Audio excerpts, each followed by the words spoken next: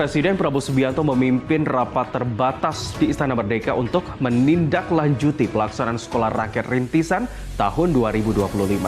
Program ini sudah berjalan di puluhan titik dan akan terus diperluas hingga menjangkau ribuan siswa dari keluarga kurang mampu. Upaya pemerataan akses pendidikan terus digerakkan pemerintahan Presiden Prabowo Subianto. Di Istana Merdeka, Presiden memimpin rapat terbatas bersama Wakil Presiden Gibran dan sejumlah menteri guna mengevaluasi penyelenggaraan Sekolah Rakyat Rintisan tahun ajaran 2025-2026. Program Sekolah Rakyat merupakan bentuk nyata kehadiran negara dalam memberikan layanan pendidikan yang layak bagi masyarakat prasejahtera.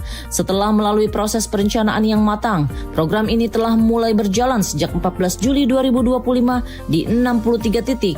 Evaluasi dilakukan secara berkala selama masa MPLS atau masa pengenalan lingkungan sekolah.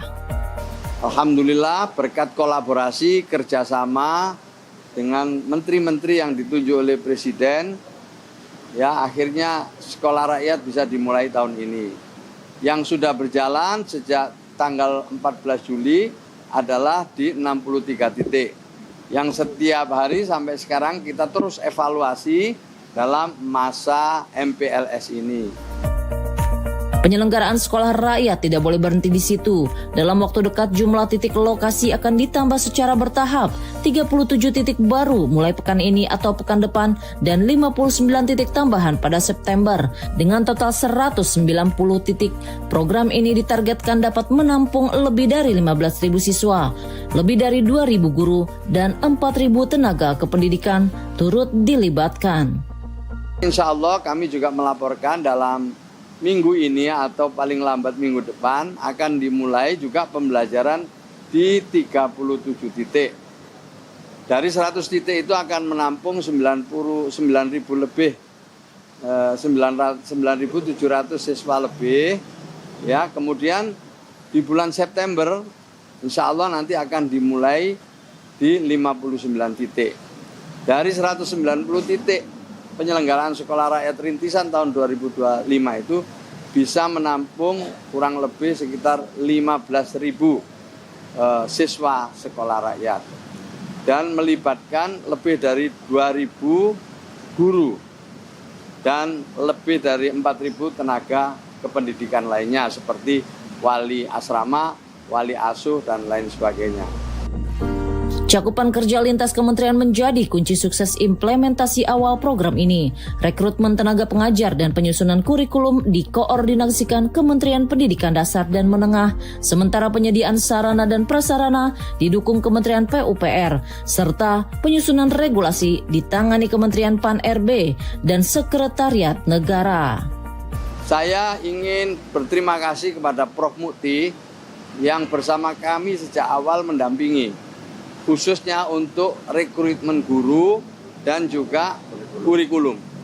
Dua-duanya ini ditangani dengan baik, tepat waktu, sehingga kita bisa memulai pembelajaran tahun ini. Kami juga terima kasih kepada Mendagri yang mengkoordinasikan gubernur, bupati, wali kota, sehingga gedung atau sarana prasarana yang dibutuhkan bisa dipenuhi dengan baik.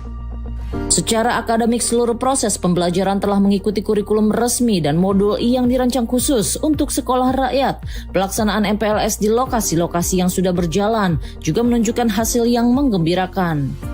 Secara akademik, pelaksanaan sekolah rakyat ini sudah berjalan sesuai dengan kurikulum yang kami siapkan, termasuk juga modul-modul pembelajaran yang dipakai di sekolah rakyat, dan kemudian untuk pelaksanaannya juga kami terus bersinergi sehingga pada masa-masa ini MPLS di sekolah rakyat alhamdulillah berjalan dengan lancar dan mudah-mudahan untuk selanjutnya dapat terus kita selenggarakan dengan sebaik-baiknya. Dari sisi anggaran, program Sekolah Rakyat tahun ini telah disetujui DPR dengan total dana sebesar 1,1 triliun rupiah. Penggunaannya dikawal ketat Kementerian Sosial untuk mendukung operasional pendidikan, termasuk pengadaan laptop, seragam, hingga gaji guru dan tenaga pendukung. Anggarannya sudah disusun bersama Kementerian Keuangan dan sudah disetujui DPR untuk operasional tahun ini. Jadi sudah selesai semua. Nah, tinggal sekarang pelaksanaannya, yang kita kawal sekarang ini pelaksanaannya. Untuk tahun ini 1,1 lah triliun. Untuk 159 titik itu, insya Allah bisa menampung lebih dari 15.000 siswa nanti pada akhirnya. Tidak hanya fokus pada tahun berjalan, pemerintah juga sudah mempersiapkan tahap lanjutan. Salah satunya adalah tes kemampuan akademik untuk siswa kelas 12 yang dijadwalkan berlangsung pada November 2025. Persetujuan atas pelaksanaan ini juga telah diberikan Presiden Prabowo. Langkah awal penyelenggaraan sekolah raya telah menunjukkan hasil konkret di lapangan. Dengan kerjasama lintas kementerian dan pengawasan ketat, program ini diharapkan menjadi fondasi kuat untuk pendidikan yang lebih merata dan inklusif bagi seluruh anak bangsa.